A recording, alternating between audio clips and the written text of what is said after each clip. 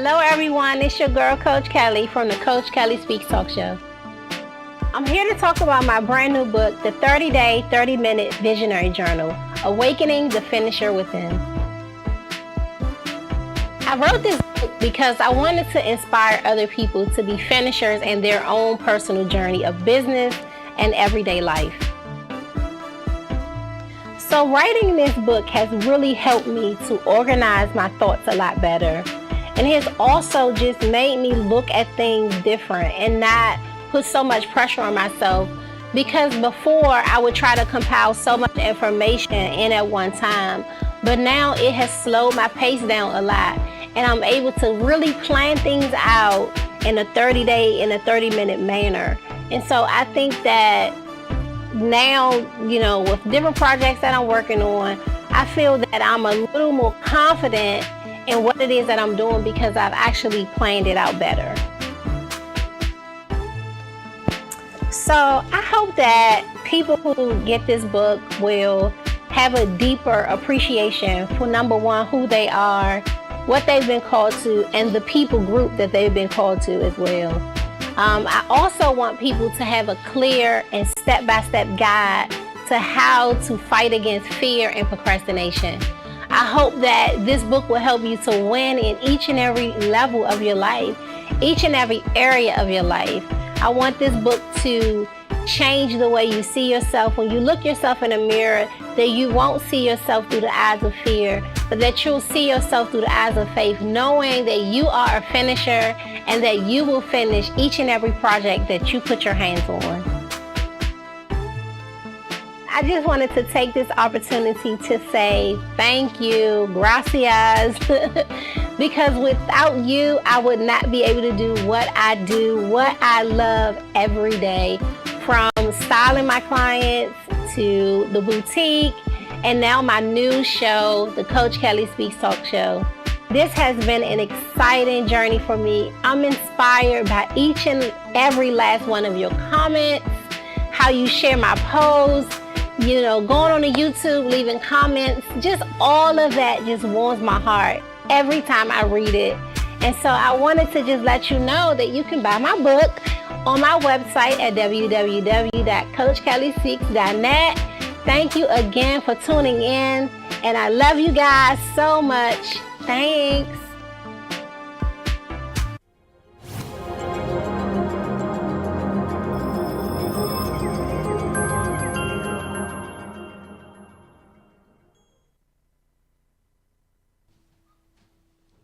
Hello, everyone. Happy Monday, and welcome to the Coach Kellie Speaks show. Today is going to be an absolute amazing day. We are talking about May being the month of mental health awareness. It's one of those topics that a lot of times people could be ashamed to talk about, embarrassed. A lot of people are so afraid to even just share on that topic, but I wanted to end May with this topic because it's something that's dear to me, and then just different challenges that I've seen as being a hairstylist. I have been almost a counselor to so many of my clients and breakdown, going through the loss of loved ones, just going through death, just experiencing moms and dads going through chemo, cancer, you name it, just various things. But every Monday I share one of my own personal stories, and I believe that the greatest ministry is of those who are the most transparent. And so I want to talk to you about a story that's in my book, my first book, which is Yes, You Are Champion, Turning Everyday Challenges into Victory. And in one of my chapters, I talk about, it's called Homelessness to Hopelessness, from homelessness to hopefulness. And in that chapter, I talk about what happened to me at the age of 15. My family and I were evicted, falsely falsely accused of doing some things that were just not even true.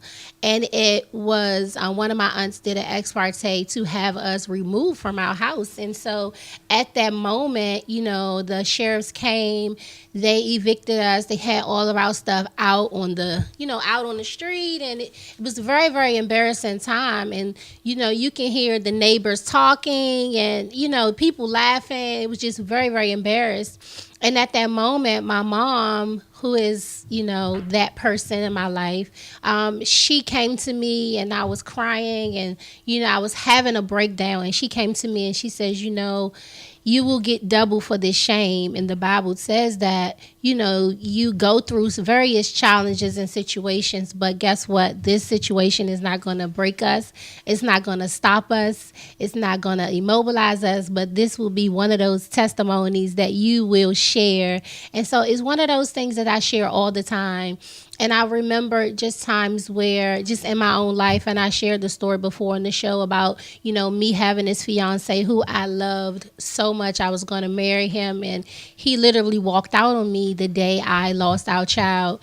And I was really in a bad place. I was depressed. I was just contemplating all sorts of thoughts. And I was reminded of that day on my grass with my mom when she says that, every single thing that you go through, it's not there to tear you down. It's not there to break you down, but it's there, and it can be that very thing that God would use to help someone else. And so one thing about Coach Kellie, if you know, I'm very transparent. I tell my business. I have no shame. No one could ever blackmail me because you guys pretty much know all my secrets. And so I feel no type of way to share that story. Even just the guy who I was engaged to, who said that he loved me, the person who, I thought that I'll spend the rest of my life with, left me when I lost my baby. And I remember being in a hotel. I was living in a hotel in Camp Springs, right across from Allentown Road. And I will never forget that day. I was facing the wall, and I was by myself, and it was a part of me that wanted to take those Percocets that was in that jar. And then I heard a voice again say, just trust me. And I've been trusting God ever since then. So no matter where you are or what season you may be in depression or sadness, hopelessness, doesn't mean that you can't live in hope, because I do believe that all things work together for the good. And so today we're going to be talking about that topic. We're going to be talking about loss, and it's going to be amazing. And we have our awesome guest, Miss Amina, and the Vingran. We're going to be talking to her as well, who is a fabulous young lady who has taken a stand to fight for mental health. So we'll be right back after this break.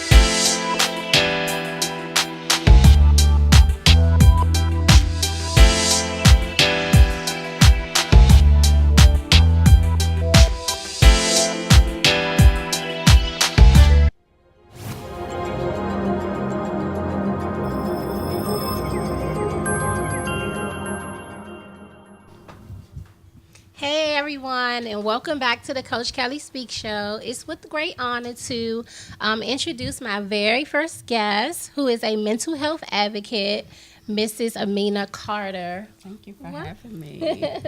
Welcome to the Coach Kellie Speaks show. Thank you. Yeah, we were talking earlier about this subject. As you know, May is Mental Health Awareness Month, and so if you could tell our audience what was your journey like leading to starting your advocacy program? So what's interesting about mine is a lot of times what happens is you find a lot of clinicians come on shows to talk about this. And for me, this has been a personal journey. So I always find it very helpful and informative to have people who have gone through in familial situations, experiential information that informs other people who are going through it as well. Because I think part of what's important is that people need to feel like they are not being spoken at, and that somebody is talking to them with and walking with them, if you understand what I'm saying. So I think for me, what I realized about my journey to mental health advocacy by way of my experience growing up in a household with someone who was mentally not well, who was experiencing mental health challenges. I lived with someone who has still to this day paranoid schizophrenia, and it had a great impact on my life. And so what was interesting for me, the journey towards this, was realizing the impact that it has on families directly, and what experiences happen for us, right, as we're growing up. And how that informs us as individuals, how we experience the world as a result of dealing personally, because processing as a child is very different processing as an adult. When you grow up, you don't know how to compartmentalize these thoughts. You don't know what to do with your emotions. And so for me, it was very interesting as I grew up. When I got older, people would be able to talk to me. I was having conversations one-on-one with people, and they were like, "You're so easy to talk to. This is really something that I really enjoy." I find myself at bars talking about mental health. It's almost like the salon, you know. We know that very well. I actually worked in one for a little while. So those conversations get really deep. It really is your unofficial therapist's office. So that kind of was my walk. I lived in the house for, I think, probably when I was 7 years old, until I went to college, and came back actually after college. So my experience was very long. Even dealing with friends who've had bipolar disorder, dealing with chronic depression, and personal experience with my own bouts of anxiety. That's the first time I've said that. Wow. Yeah. In a space that's not private. And I know we'll get to that part too, but that's the first time I've actually said, this is what I deal with. I have my own personal bouts with anxiety. And that's why I think it's really important to talk about these things, because we're not talking about the effects that it's having on us. I've never been diagnosed with, I just realized as a result that I'm always, when I'm in certain situations, that I get excited, that my heart rate raises, and I really have to find my way back, and that there is no shame in saying that this is what I'm experiencing, but that ends up being how we learn to cope with certain challenges in our own personal lives. And I think that was one of the things that ended up being a byproduct of my experience living with someone who was unpredictable in that kind of way. Yeah. So, and I don't attach anymore the stigma to that, right? Yeah. So that's kind of my journey towards it. I started a business back in 2008. It started as a radio show, similar to this one. I was doing online radio. And it was kind of like an Ask Amina, a show where people called in and told their stories. And we just really allow people and hold space for people to talk about things that, were on their heart. So that's kind of how this journey began for me. And so why does mental health matter? That's a loaded question. Does how we operate in the world, how we show up, matter? I say yes. Yes. Our mental health is a part of the blueprint of who we are. So the experiences that we have had are almost the glasses, if I may, the colored glasses that we wear through our world, right? And sometimes if you have trauma as a child, that, as I was saying before, that you learn how to compartmentalize in the way that, in that age. If I'm 7 and I've had trauma, then I do what a 7-year-old would do. A lot of us, and these things look different, and I'm sure that will be expounded on as we talk to, certified clinicians in terms of what that looks like. However, in my experience, that it matters because it informs what we do, how we see ourselves, how we interact with other people in the world. Yeah. It matters on so many fronts. That's a very broad way to put it, right? Yeah. But we take our mental health situations into every relationship that we have. So that matters, because as human beings having a spiritual experience on this planet, that with one another, our interactions with other people are unavoidable. So what we bring with us matters. Wow, that's amazing. So, how do mental conditions affect the African American community? How? I think that's a big question. I can answer in the sense that there are so many different things that we deal with emotionally, from things that are passed down pathologically through our families, things that are experiential, whether, as women, that we've had any type of molestation, abuse, abandonment, loss. All of these things are going to inform how it is that we experience our lives, right? So for African Americans' experiences, that's humongous. Yeah. It's and it's almost like, oh, where do you start? I know, because there are things that I was at a housewarming on yesterday, and we brought up a topic about just the poverty and just emotional distress from slavery. Yes. I mean, just oppression, Yes. and how men may deal with a situation versus how a woman may deal with a situation, or how we hear differently. And how we are taught societally, even by peer pressures and what is told. Black men specifically are taught, you can't be weak, you have to be strong, you got to deal with it, that it's feminine to emote, To cry. right. Yeah. In any way, whether or not what they will call, well, I won't curse, but they will call you names that really effeminize you as opposed to humanize you, right? Okay. So they create these boxes that we have to fit in so that we are acceptable without being human. This experience is not easy. The journey of just living in the world can be challenging. That's not the definition of life, but they're part of life that are going to be, bought challenges are going to be, brought to you, and how are you going to deal with them? So, African American experience, one thing that you did say that is a huge part of it, slavery's huge. You could do a whole nother show on post-traumatic slave disorder. No, I'm very serious. And there's studies on it, and how that has passed down for many people who have been traumatized systematically, oppressed systematically, and the weight that one has to carry, woman and man, right?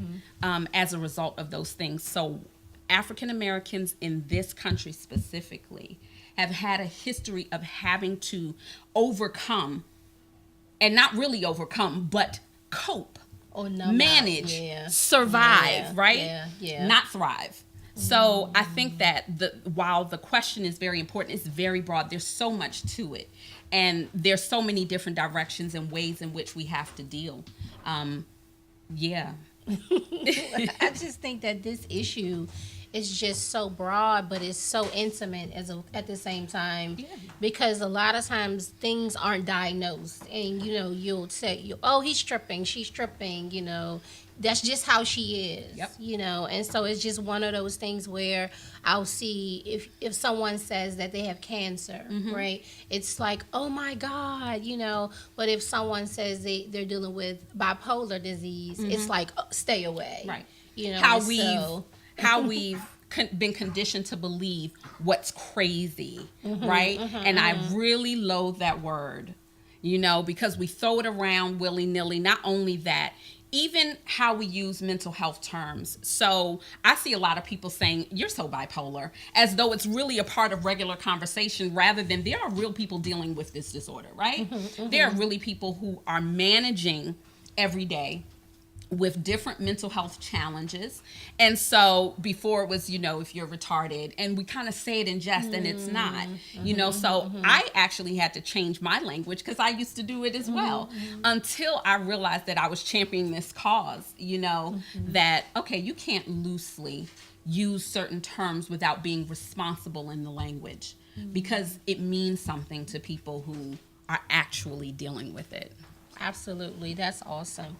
So, what are some issues or reasons to prevent African Americans from seeking treatment? Shame, shame, shame, shame. I think that's shame and guilt and pressure, and what that looks like for them, what that means for them, how people view them. I think it has everything to do with outside pressures than it is with, anything else. We all have a place where we want people to believe that we are at our best, that there's nothing wrong with us. But we're also, as I said before, we're also taught to be strong. Right. And so that somehow we've been socialized to understand, to believe, to internalize even that to say something, to show up in a space and admit that you have or are dealing with something in a space of a mental health challenge makes you weak, makes you less than.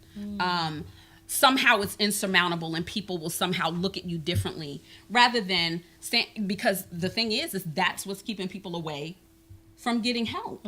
So as I use this term, there's so many people walking around functionally unwell. They're not well. They go to work every single day, to their jobs, and they come home to their children, but they are not well. And so, what are some of the telltale signs of mental health disorder? Oh, that's broad because there's so many different mental health disorders. I might have to defer to the actual clinicians. Now, what I will say, no, honestly, because I never pretend to operate in that space license-wise, right? I know what I see. I know what I feel. So I deal a lot in my heart space and my intuition. And so, and that's also informed experientially, things that I've gone through and seen with other people. So, for example, there are people who are I find myself dealing with people who are very easily triggered. Ask me how I know. I am, and can be one of them, but I acknowledge what those things are and why they are. A lot of people of us, especially in African American community, can't identify why we're being triggered or that we're even being triggered. This is just how I am. I'm a snap. Somebody we were just, offline talking about social media, and I know you'll get to that later, so I'm not going to expound, but I was just saying that in the social media space, someone was like, she got me effed up. We out here in these Facebook streets, and it's the ability to be very triggered is one of the things that I have noticed, and I pay attention to how people show up, if they're very easily offended, how they respond to adverse situations, right? To being challenged, to being wrong. Ooh, did you hear that? To being wrong, just simply to being wrong, because you don't want to be wrong. And these, I'm using very loose terms. I'm just saying, for me, as someone who walks in this space in the world, as a woman, as a Black woman who is dealing every day, right, with people, I'm just noticing different things. Okay. Even behaviorally, how people show up and the things that they post, crying out for attention, very clear indications that I can't pull out the DSM, which is, one of the manuals that are used to diagnose certain conditions and mental health conditions. But I can't sit down and create all of the diagnosis for them. But I can see certain things that are presenting in people, and that there may need to be a different type of intervention than just, hey, girl, you tripping. Type of an intervention, right? And so we're going to go to one of the comments from our Facebook feed. Theo Sloan said mental health is taboo in the African American community. Yeah, and that's almost exactly what I was talking about. One thing that I've noticed, even from a mental health challenge, even dealing, especially Black women who are dealing with rape, right? From people within their families, and the repercussions of what happens in that, and how we keep that secret, and how pervasive that is, because women are walking around with this trauma and not able to talk about it, and that the stigma behind what happens when you either out someone for what they have done because you envision what's going to happen is going to tear the family apart, or whatever you have perceived are going to be the fallout as a result of saying either, A, I'm dealing with something, this doesn't feel right, I'm snapping, people have said X, Y, and Z, or this one is looking a whole lot depressed. Because how many times have we ignored those signs of a brother or cousin who was really going through it, and next time we talk, we get the call? Wow. I wish I would have said something. I wish we would have gone over to the house and spent more time with them. I wish. We've got to change that. I think it just is a matter of shifting the conversation away from shame and the necessity for healing. And so how can we reach you? Yes. I'm everywhere on social media. I am Amina S. Carter. And you can find me also on my website, www.aminacarter.com. Awesome. And so we're going to take a quick break and we'll be right back. Hello, everyone. It's your girl, Coach Kellie, from the Coach Kellie Speaks talk show. I'm here to talk about my brand new book, The 30-Day, 30-Minute Visionary Journal, Awakening the Finisher Within. I wrote this book because I wanted to inspire other people to be finishers in their own personal journey of business and everyday life. So writing this book has really helped me to organize my thoughts a lot better. And has also just made me look at things different and not put so much pressure on myself, because before I would try to compile so much information in at one time, but now it has slowed my pace down a lot, and I'm able to really plan things out in a 30-minute manner. And so I think that now, with different projects that I'm working on, I feel that I'm a little more confident in what it is that I'm doing because I've actually planned it out better. So I hope that people who get this book will have a deeper appreciation for, number one, who they are, what they've been called to, and the people group that they've been called to as well. I also want people to have a clear and step-by-step guide to how to fight against fear and procrastination. I hope that this book will help you to win in each and every level of your life, each and every area of your life. I want this book to change the way you see yourself. When you look yourself in the mirror, that you won't see yourself through the eyes of fear, but that you'll see yourself through the eyes of faith, knowing that you are a finisher and that you will finish each and every project that you put your hands on. I just wanted to take this opportunity to say thank you, gracias, because without you, I would not be able to do what I do, what I love every day, from styling my clients to the boutique, and now my new show, the Coach Kellie Speaks talk show. This has been an exciting journey for me. I'm inspired by each and every last one of your comments, how you share my posts, going on to YouTube, leaving comments, just all of that just warms my heart every time I read it. And so I wanted to just let you know that you can buy my book on my website at www.coachkelliespeaks.net. Thank you again for tuning in, and I love you guys so much. Thanks.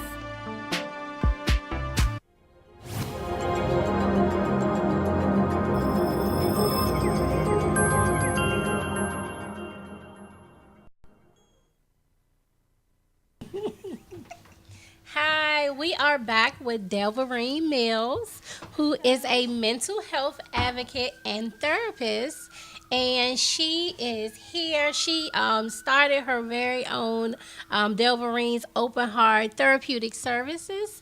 And thank you so much for being on the Coach Kellie Speaks show. It's a pleasure. Thank you for inviting me. Absolutely.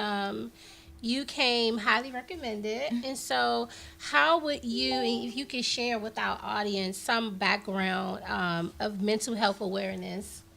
Okay. Well, I've been in this field for about 10 years now.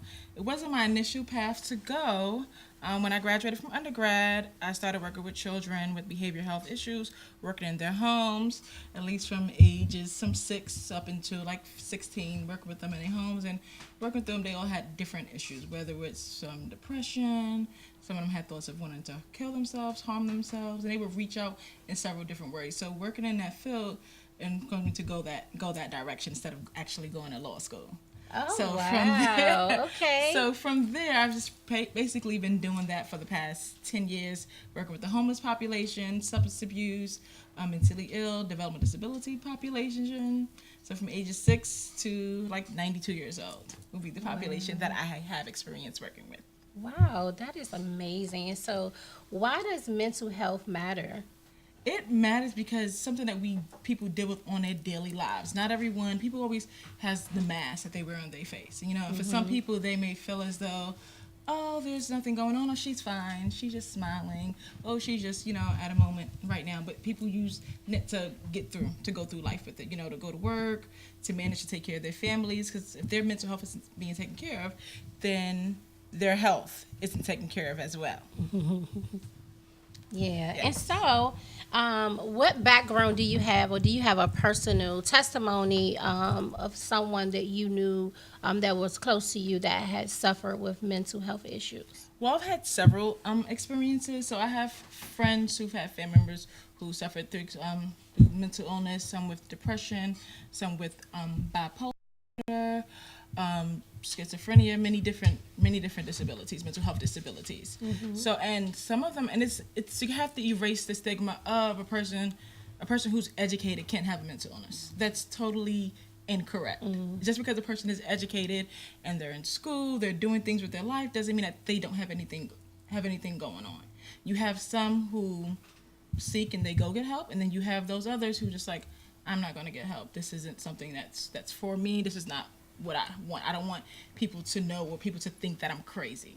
It's that crazy word that people want to stay away from, or people to label them, or people to talk about me and be like, oh, she's da-da-da, or I seen her coming out of this doctor's office. So, just that shame and embarrassment. And so, what is your specialty area with children and women? Well, I've worked with children with many depression, them who've actually self-harm. I had just a story. I had a young girl, sweet, probably like when I first graduated from college. So I was probably like 22 years old. And I was working with her in a home. And she was going through some things. So we were at an event. We were at an event, modeling event for my school, my alma mater. And she showed me her arm. And she had like cuts and stuff on her arm. And it was her way of reaching out, basically saying, I need help.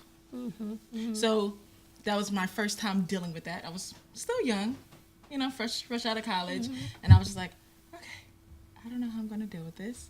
But I processed it. I took it all in. I actually went and met with my director and spoke with my director about it and everything. And we kind of set her up with therapy, and I just geared towards my sessions with her, geared them towards more so of that, the reasons why, and I actually got the help. And she's actually doing really well today. Awesome.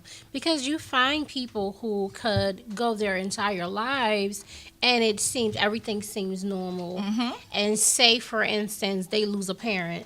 Yes. And they slip into depression. And were they already depressed and the death of their parent triggered the depression, or is it something that can completely be situational? A lot of it, when it comes to depression, a lot of it can be situational. Okay. Because you may have some people who may go throughout their lives. They're happy, they go lucky, they're loving what they do, they're loving what they job, and something like a traumatic event, like a loss of a parent, a loss of a child, or even a loss of a job. For someone who's used to just, working all the time, and they, let's say they lose their job or they lose their significant other, that can cause them to be depressed because they're not used to learning how to cope with them. And so what are some of the biases surrounding mental health illnesses? Some of the biases can result from basically people not willing to talk about it. People not accepting it not only in the African American communities, but also in like the Hispanic cultures as well. It's the stigma of you don't talk to outside people. You don't tell other people about your problems. Those are your problems. You keep them within your family, and that's just how it is. You don't talk to a stranger. You don't talk to anyone, and that's not something, just a personal story of my own. I've really never told this story about anything that's going on, but maybe some years back, I went to go see a therapist for my own personal issues and things that I've been dealing with, and of course, when I brought it to my family, it was more so like, oh, you don't talk to anybody about your issues. You don't, that's something that you stay away from. That's not what you do. Why? Because any one of us, no matter what color, race, social status, you can just have a traumatic experience. I know for myself, I see so many of my clients who come to me, their parents are in chemotherapy. Some of them are dealing with, widowers. Just so many different people who deal with these various traumatic situations, and they get into, self-sabotaging behaviors, excessive drinking, excessive sexism, just a lot of different things that you find them going towards. And it's like, why don't we ask for help? I just don't understand that. Yeah, people, they, like as you stated, they're trying to find their own ways to cope. Whether they're out partying every day, they're drinking every single day, they're choosing to smoke every single day, or they resort to other hard substances to cope with their issues, And again, just touching bases on substance issues, not everyone who abuses drugs is just doing it because sometimes they're using it to cope with whether it was a rape, sexual assault as a child, abuse, and that's their coping mechanism that they're using in order that they feel is working to help them deal with it. That's awesome. And so, according to this article in NAMI, the National Alliances of Medical Illness states that many African Americans, they'll rely on faith and family. Yes. And, you hear people say, "Girl, pray about it." So why? And so, what is your take on that? It's good. And, people do say, especially a lot of the older generations, the grandparents, the great-grandparents, they're like, go to church, you better get on your knees and pray about it. They'll tell you to do those things, or, God has you. God's going to work it through. But sometimes you may need that listening ear or that non-biased person or someone to help you therapeutically, to help you cope with it. Yeah. So if any of you guys, anyone in our audience who has any questions, you can do it on our live feed on WLVS LS Radio Live, and we will get your questions answered. But I think that this is such a great issue to talk about, and it's so many things out there, biasness, and just a lot of misunderstandings. And it's okay. It's not. My thing is, don't be afraid to say, I need help. Or don't be afraid to say, I need to speak with someone. Be open. Come to a friend, a family that you trust, that you can confide in. Yeah. And so what are the steps for someone to get help? If someone needs to get help, they can contact a friend. The main thing, you'll feel comfortable speaking with a friend. You're feeling down, you're feeling out, you're feeling as though, okay, I don't want to live anymore, I can't do this, or something is not right with me, something is off with me, I'm not feeling well, something is not right. Reach out to a friend, reach out to a sister, a brother, someone that you trust, and they can help you. And if you're uncomfortable going to, see a therapist on your own, maybe that friend will support you and go with you to your first couple of sessions so that you'll feel comfortable. Yeah. And so, yes. And so your agency will do what for them? So my agency will provide them with assessments to assess what's currently going on with them, to help them come with a diagnosis from the DSM-5, seek them with therapy sessions and things of that nature. So the first step is going and calling, getting that assessment done. Mm-hmm. And so you see a lot of kids nowadays with ADHD and it's ADHD and ADH. What is it's ADHD two of them. And ADD. Okay, ADD. Okay, and ADHD. Is that something? Because was that always around, and then we just recently found out about it, or is it something that, like, what is your take on that? I think it's always been around. But it's more so as people actually like brushing it to the side, or their child may have been given this diagnosis and they'll be like, no, I'm not putting that label on my child. I don't want my child to have that label. That's not what I want to be associated with. Okay. I don't want them to follow them through their lifetime, through their school, on their school record. So sometimes they just kind of bypass it. Okay. And so how can we reach you? You can reach me at my Facebook is Delverine Mills, Delverene. Last name is Mills, Mills. My agency's social media IG is Delvys, Delvys, Open Heart _LLC, and my personal is Lovely Deli 23. Awesome. We'll be right back, and we'll be right back. All right, guys, we just took a break.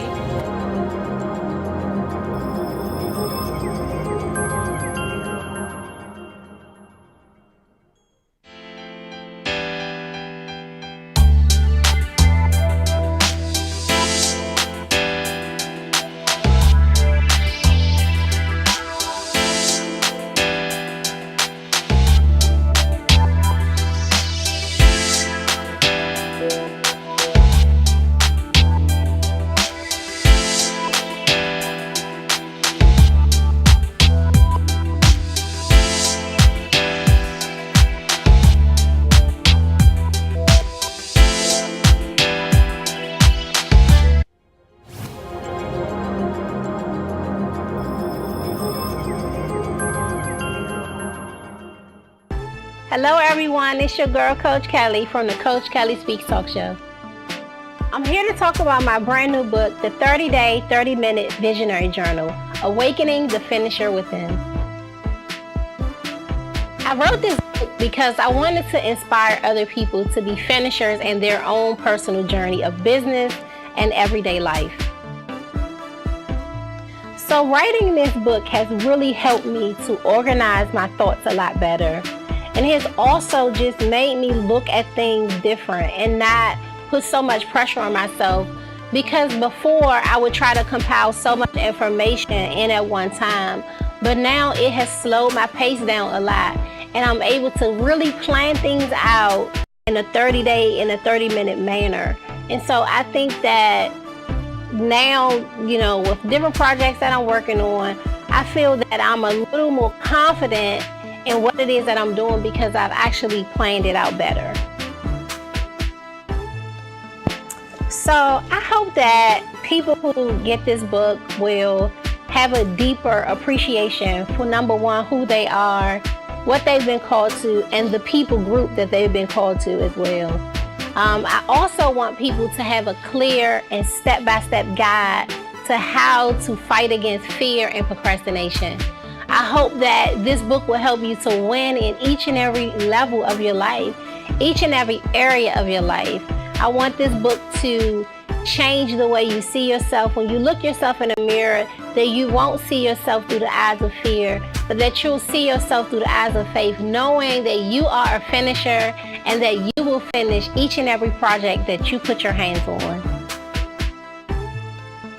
I just wanted to take this opportunity to say thank you, gracias, because without you, I would not be able to do what I do, what I love every day, from styling my clients to the boutique, and now my new show, the Coach Kellie Speaks talk show.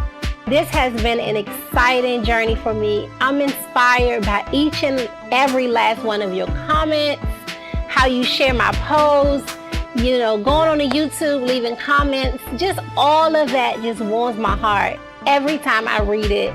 And so I wanted to just let you know that you can buy my book on my website at www.coachkelliespeaks.net. Thank you again for tuning in, and I love you guys so much. Thanks.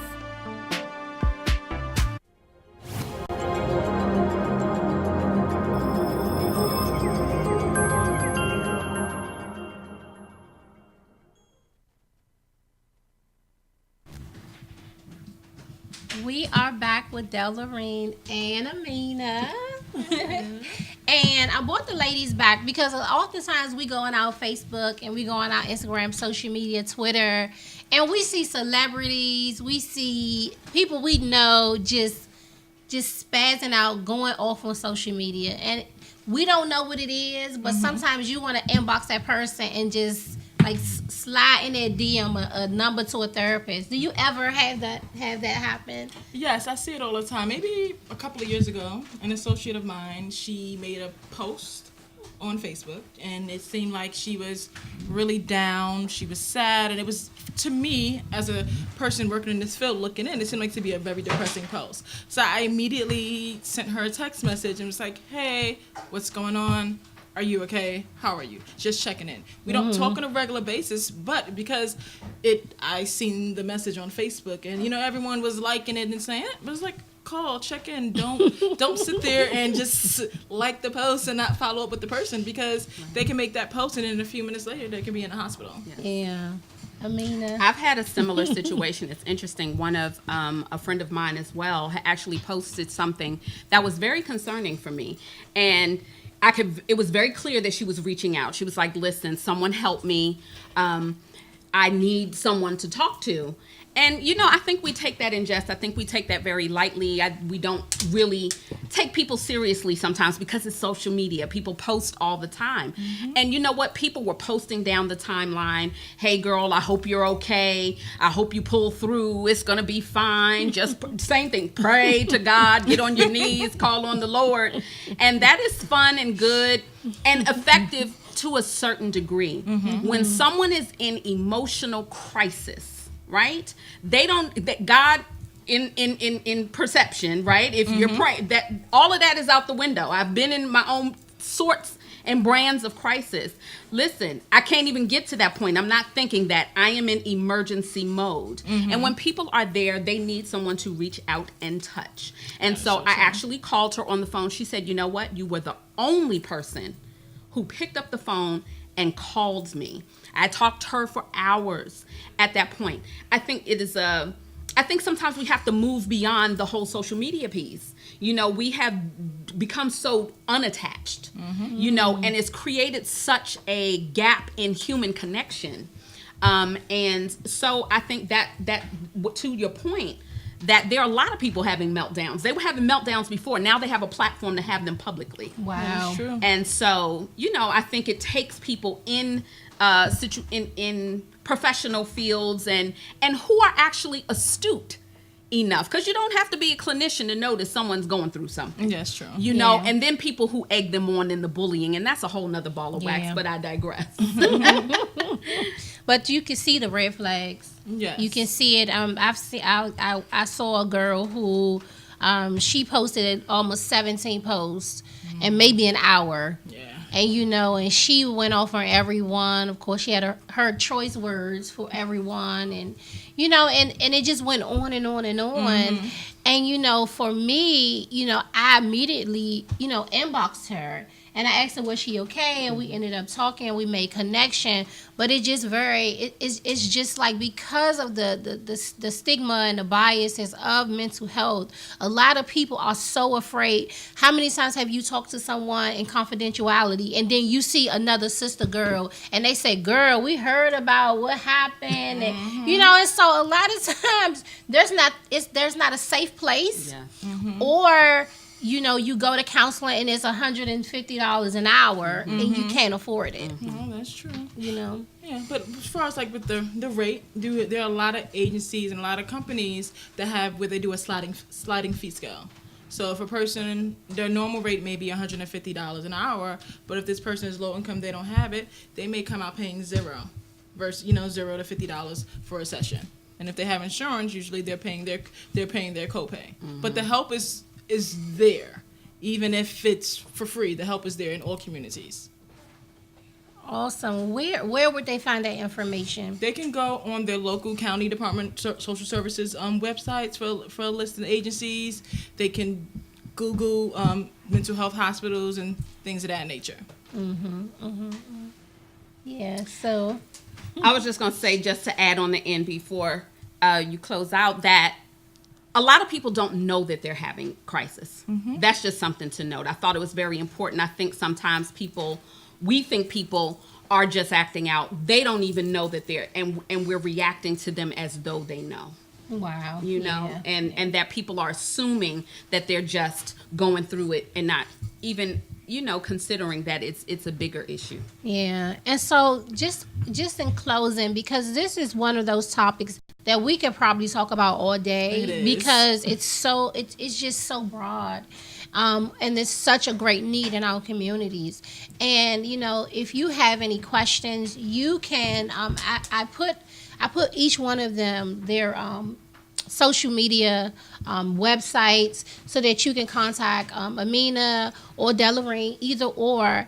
Because if you need help, don't wait. Don't be embarrassed. Don't be ashamed, because you have not, because you ask not. And that's one of those principles that I live in. Ask for help. It's okay. I talk about that in my visionary book, that it's okay to ask for help. It's not going to take your Superman cape away if you need help. That's true. There's so many celebrities out here that's dealing with that issue. And so if that's something that you are struggling with, coping, anxiety, any of those things, you can also go into the CoachKellieSpeaks.net website, and I will have both of their links on my website. And next week it is a holiday. We're going to be celebrating Memorial Day, so I know many of you are going to be, at your cookouts with your family. But we are going to do a show, the Best of Coach Kellie Speaks show, and we're going to have replays from all of our different shows, just in case you missed it. If you're home chilling, relaxing, instead of next, you can Netflix, and you can also go on to Coach Kellie on Listen Vision Live, and you can see all of the replays of everything we've done so far. So thank you so much, ladies, for being a part of the show. Thank you for having me. Thank you so Thank much. you. This was such a great topic, and we will see you next week. Bye, everyone.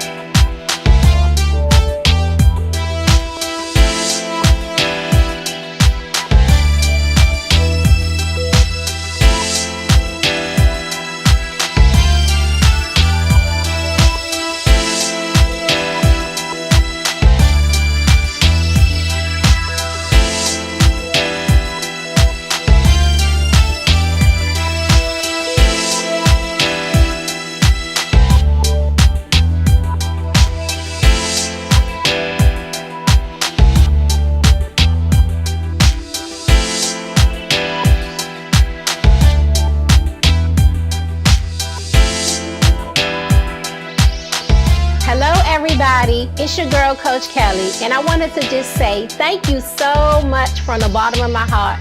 It has been amazing. You guys following my journey, the show, social media, just emails, everything. It has been amazing. Thank you, thank you, thank you. I can't say thank you enough.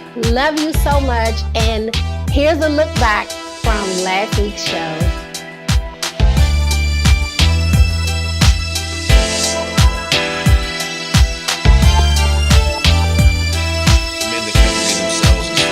This place, you take off the cape. You don't got to be Superman. You don't got to be a hero here. You can just be Clark Kent. Put your glasses on. Let's have a real conversation. Because every man, the Bible talks about the man that was in the garden of Gethsemane and cried all night long. But the question is, who hears the cries of men? When men cry, who really listens to them? So it takes another man to listen. And although I have an assistant, it's still important to me to be able to balance everything. So I always tell people, if you got a smartphone, be smart and use it. And you have an opportunity to be able to, you can email, you can text, you can write notes to yourself and utilize your calendar. So our smartphone. Wasn't that amazing? If you missed it, don't worry. You can catch the replay at www.coachkelly.net. Also, subscribe to our YouTube channel at Coach Kellie Speaks. Don't forget to follow us on Facebook, Twitter, and Instagram at Coach Kellie Speaks. We'll see you soon.